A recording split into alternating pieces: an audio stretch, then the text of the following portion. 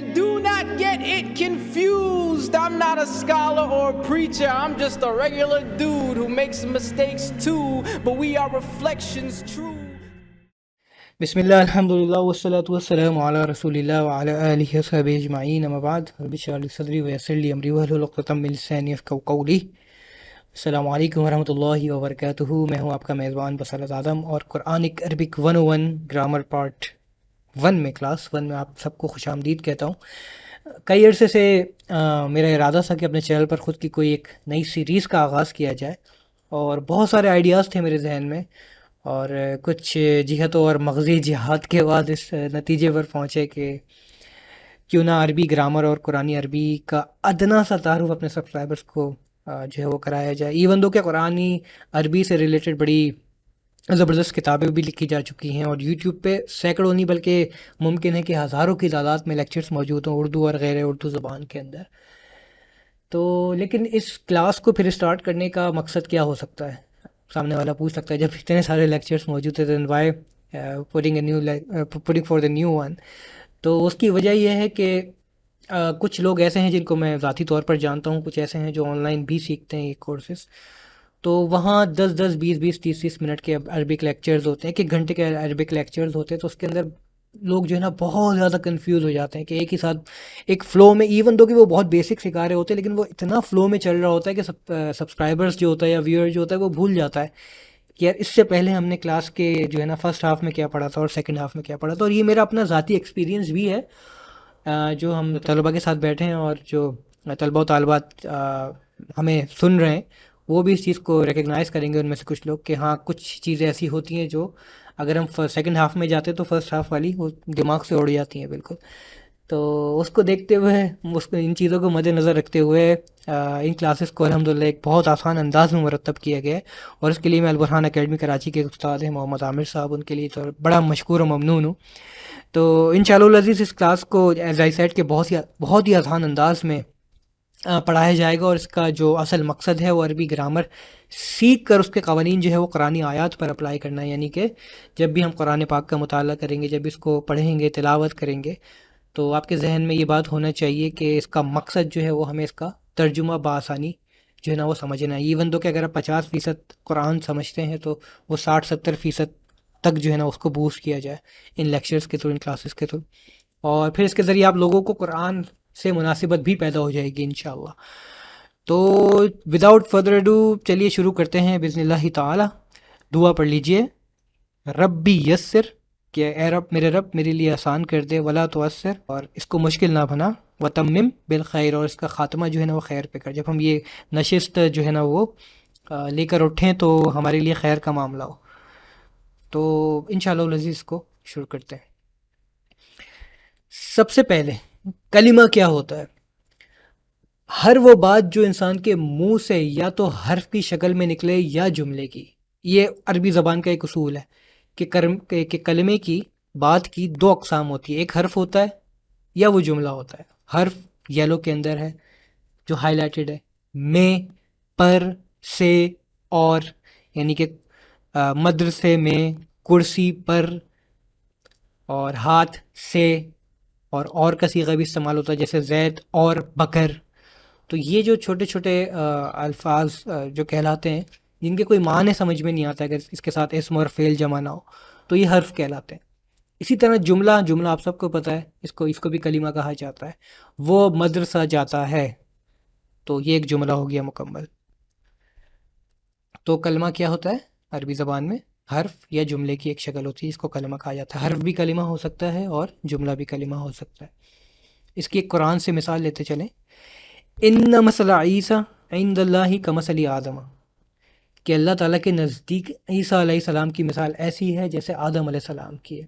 خلقہ من تراب ثم قال له کن فیکون, کہ اللہ تعالیٰ نے انہیں مٹی سے بنایا اور کہا ہو جا, اور وہ ہو گئے. یہ بیسکلی عیسائیوں کا جو ایک عقیدہ ہے, عقیدہ تثلیث رد کرنے کے لیے, اور حضرت عیسیٰ علیہ السلام پہ جو الوہیت کا ایک الزام لگایا جاتا ہے کہ انہوں نے الوہیت کا دعویٰ کیا, تو اس کو رد کرنے کے لیے کہ ان کا چونکہ کوئی باپ نہیں ہے تو نعوذ باللہ اللہ تعالیٰ ان کے باپ ہے.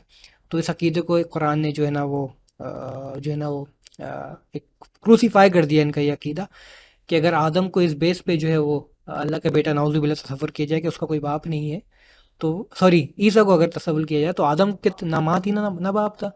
تو اللہ تعالیٰ یہاں پہ اپنی ایک مصلحت بھی بتا رہے ہیں، اس کے ساتھ اپنا ایک معجزہ بھی بتا رہے ہیں کہ تیرا رب ہر طرح سے پیدا کرنا جانتا ہے. اگر کسی کا باپ نہیں ہے اس کا مطلب یہ نہیں کہ خدا اس کا باپ ہے، کیونکہ ہمارے پاس ایسی پرسنالٹیز بھی موجود ہیں جن کے نہ ماں ہے نہ باپ ہے. تو بہرحال یہ ایک علیحدہ عقیدہ کی بحث ہے، ہم یہاں پہ عربی گرامر سیکھ رہے ہیں. تو یہاں پہ ہم حرف اور جملہ دونوں تلاش کر لیتے ہیں. یہ پوری آیت یہ ایک جملہ ہے، ایک کلمہ ہے، اس کے اندر چھوٹے چھوٹے حرف بھی ہیں، جیسے خلقہ من تراب.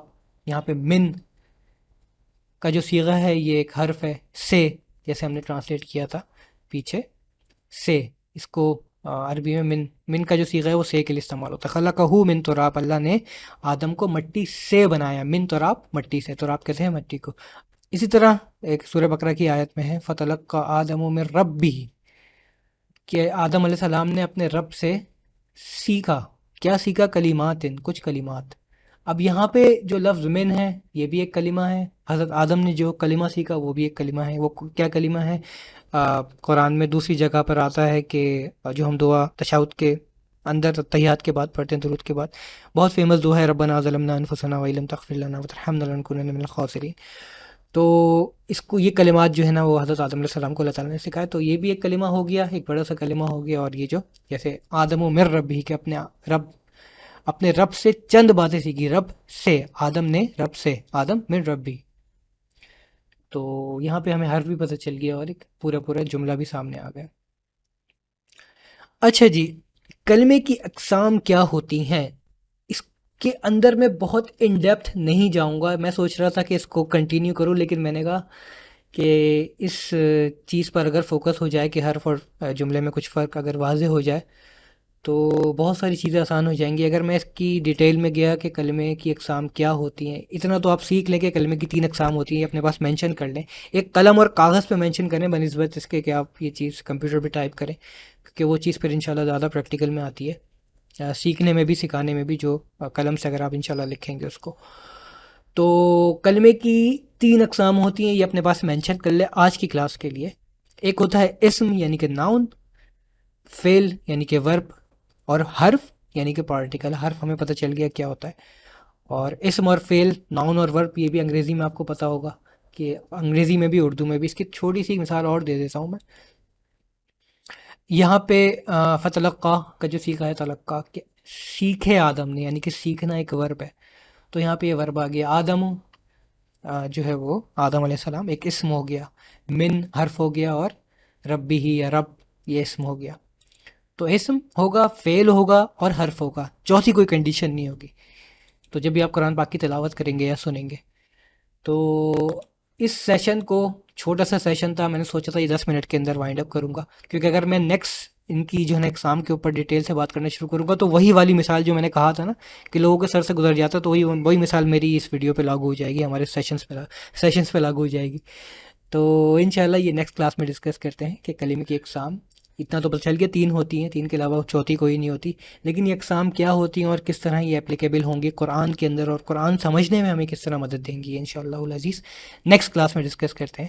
السلام علیکم ورحمۃ اللہ وبرکاتہ. قرآني نبض حياتي، قرآني طهر ذاتي، قرآني عصمة أمري، قرآني طوق نجاتي. قرآني نبض حياتي، قرآني طهر ذاتي، قرآني عصمة أمري، قرآني طوق نجاتي.